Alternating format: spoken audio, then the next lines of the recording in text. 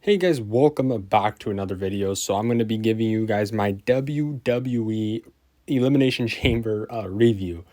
Like I said, I had no expectations. I had the lowest of the lowest expectations. I was only really hyped for like 3 matches. Goldberg versus Roman Reigns for what it was. Lita versus Becky Lynch. And obviously the WWE Men's Elimination Chamber match itself. Those were the only 3 matches I was looking forward to. The rest I could not give a damn about. But let's get right into this review. The first match of the card was Roman Reigns versus Goldberg for the Universal title. I do not watch the pre-show, so The Miz versus Rey Mysterio. I don't even know how the match went. I know Rey Mysterio won, but I won't be talking about that match. I'll just be talking about the main card. So this match, we were obviously supposed to get it 2 years ago. Never got it because of the pandemic. Roman Reigns pulled out of WWE, obviously for his health. And here we are, we're getting it. So for what it was, it was an alright match. It wasn't, anything special. It's Goldberg, Roman Reigns, spear versus spear, I guess. It was just a mid-match. Obviously, I knew this was going to be the opening match or the main event. Obviously, this was the opening match. And Roman Reigns won from his submission. Goldberg passed out. He didn't even tap out. And that was that. Roman Reigns match, Roman Reigns title reign continues all the way to WrestleMania, where he might win both titles. I think he will. And yeah, I give this match probably a 3.5 out of 5. Like I said, it was a mid-match. Wasn't really anything special. It was just Vince McMahon's wet dream match, I guess. Then we got the Women's Elimination Chamber match. Winner faces Becky Lynch at WrestleMania, and Bianca Belair did win the Elimination Chamber match. I had Alexa Bliss winning the match.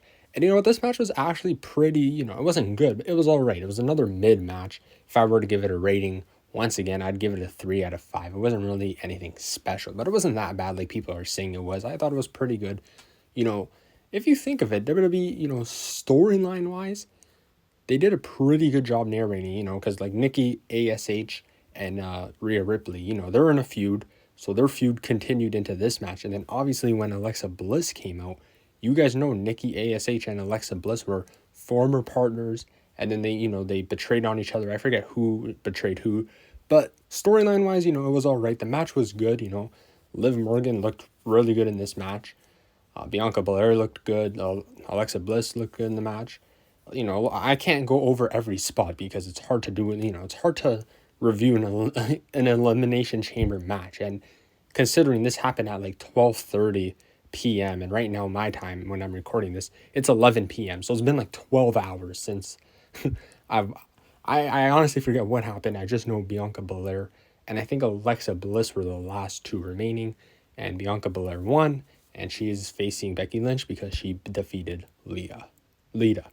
And then I think the next match was Ronda Rousey and Naomi versus Charlotte Flair and Sonya Deville. Ronda Rousey had an arm tied behind her back. That was the stipulation, I guess. And this match, I don't even know what was the point of this match. Obviously, I think the point of it was to get Ronda Rousey, some matches in before WrestleMania, because I think she's going to main event WrestleMania with Charlotte, unless if they do Bianca Belair versus Becky Lynch.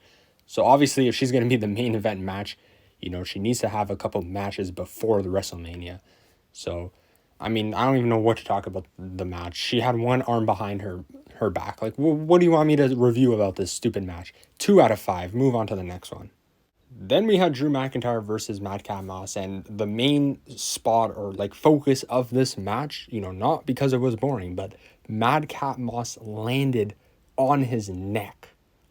On his head, rather. Not on his neck. He landed on his head. I think Drew McIntyre went for a reverse Alabama slam. And I think, Madcap Mouse was supposed to, do, a backflip in midair. I don't even know. But he landed directly on his head. And it was hard to watch. And, obviously, the main concern, he's a human being at the end of the day. He did look fine, though, Baron Corbin pulled him out of the ring to, stall time, obviously give him time to recover, and he continued with the match. So props to Madcap Moss for that. And I think I heard reports saying backstage that he's all right. So, thank God, thank God he is all right, because that could have turned out bad. But after all that said, this match was still terrible. 2 out of 5. Like, it's not that, they're both terrible. It's just, I don't care. I don't care about the rivalry. We saw this match at day 1. Drew McIntyre's going to face Baron Corbin, which is just even worse. Like I said, 2 out of 5 for this match. Maybe a 1 out of 5. I don't even know. 1.5 out of 5. How's that? Let's move on to the next match. And then we had match of the night, in my opinion, Lita versus Becky Lynch. Now, this really helped the show. This match was unreal. I mean, Lita still has it in her. She looked phenomenal in this match. Obviously, Becky Lynch is a really good wrestler. Just not really a big fan of her gimmick. But it was a generation of the past versus the current generation, I guess, of Becky Lynch. 2 different generations colliding in a match. A dream match, some people would say. And it delivered. It really delivered. And like I said, in my opinion, this was match of the night. I don't think anything could come close to this except for the men's Elimination Chamber. I rank it just below. But this was really good, and it proves Lita still has it in her. And I hope we see her again. I hope this is not just a one and done thing. I hope she stays probably till WrestleMania or even after. You know what? Because after seeing that, Lita still has it. And if you did not watch this match, I encourage you to go back and watch it. And I'm giving this match 5 out of 5. I'm a Dave Meltzer reporter, all right? I give this 5 out of 5. This is an approved 5 out of 5 match for me.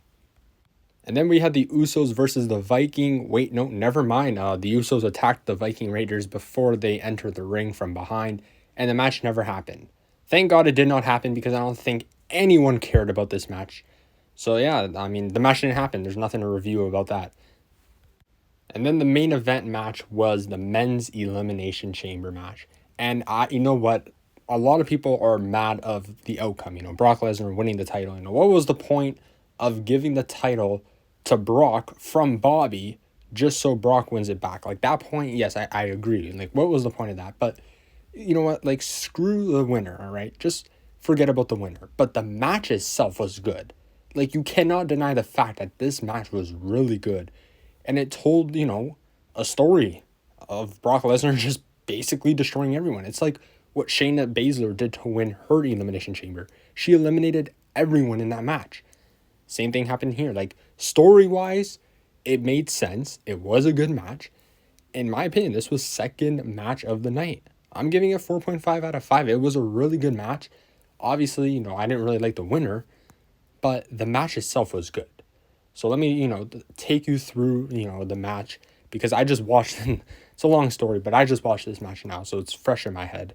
But Seth Rollins, I think, power bombed, I think it was Austin Theory, through the pod, and I think, like, Austin Theory or the pod hit, like, Bobby Lashley in the head, and he had to leave because of concussion protocol. I don't know if it's legit or not. Might be a work. I have no idea. If it's not a work, obviously, best wishes to Bobby Lashley. But I think it is like a part of the storyline or a work. I think it's just to make Bobby Lashley not look weak, because technically he's never been pinned, right? So I don't know if it's a work or not. Someone could tell me down below in the comments. And then when it was Bobby Lashley's turn to, come out of the pod, obviously he wasn't there. And then Brock Lesnar destroys his pod, comes out of it, and basically destroys everyone. Eliminates Seth Rollins, Riddle, AJ Styles, and then absolutely demolished Austin Theory. Like, they went on top of the pod. Brock Lesnar was banging Austin Theory's, like, head against the pod. Like, it was pretty brutal. Then he F5'd him off the pod onto the ground. Like, guys, that was pretty badass. That's why, this match was good. Like I said, the match was actually really good. It obviously, I don't agree with the winner, but the match itself was good. Like, Brock Lesnar absolutely destroyed Austin Theory, pinned him, won the championship, and that's all. That's the pay-per-view, the Elimination Chamber. Like I said, I give this match a 4.5 out of 5, the second best match on the card, and I'll tell you guys my final thoughts and score of the Elimination Chamber. Alright, so now my favorite time of the review video, I give my final score of the pay-per-view, and how I do that is I basically give it ratings, add up all the ratings, divide it by how many matches there were, which were 6, and this pay-per-view is a 6 out of 10. So pretty much a meh pay-per-view. Wasn't anything special. If, let's just say for you missed a pay-per-view because, you know, you were busy, you had work, whatever.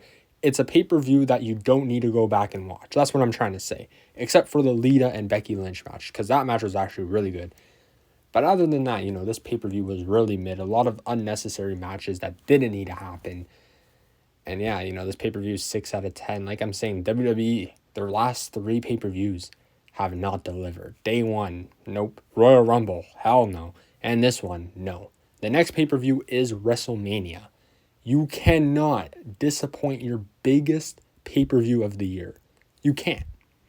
And like I said it, you know, I feel like WrestleMania this year will be the worst WrestleMania of all time.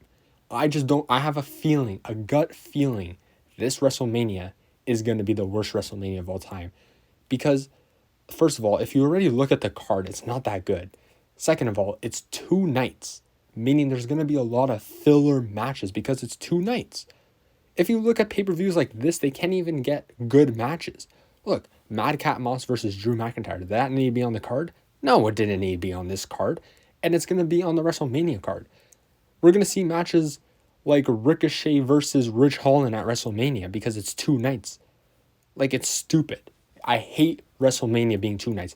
I despise it. I hate it. I'm going to be making a video on why WrestleMania should not be 2 nights. It should be 1 night. I'm already mad and WrestleMania is 6 weeks away, man. I'm not looking forward to WrestleMania at all. At all this year. I don't even want to watch it. But yeah, I went on a little rampage there. If you want to see a rant video, oh boy, well, I'm going to be making a rant video that's coming out Monday. I don't even know what day it is today, but it's coming out Monday. You bet your ass that's coming out Monday. So yeah, I'm going to chill off for a bit and then make the rant video, and that'll be uploaded Monday, which is tomorrow when I upload this video. Anyways, tell me what you guys think of the pay-per-view, and peace.